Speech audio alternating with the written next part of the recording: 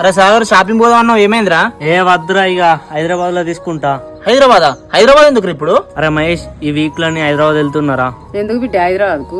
ఇక చదువు అయిపోయింది కా అమ్మ, అక్కడనే ఏదో ఒక జాబ్ చేసుకుంటా. ఇక అరే ఏంద్ర సాగర్, ఇంత సడన్ గా డిసిషన్ తీసుకున్నాం? మనం ముగ్గురం కలిసి బిజినెస్ పెట్టుకుందాం అనుకున్నాం కదరా.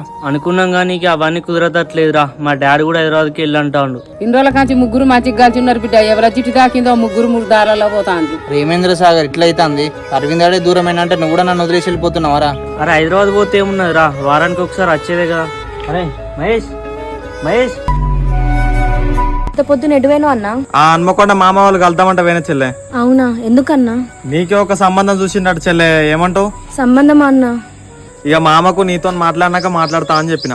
సరే అన్నా, నీకు నచ్చినట్టే చెయ్యన్నా, నీ ఇష్టమే నా ఇష్టం. ఇబ్బంది ఏం లేదు చెల్లె, నీకు ఇష్టం అంటేనే చెప్పు, మాట్లాడతా, లేకుంటే ఆపేద్దాం. అట్లేం లేదన్నా, నీ ఇష్టమే నా ఇష్టం.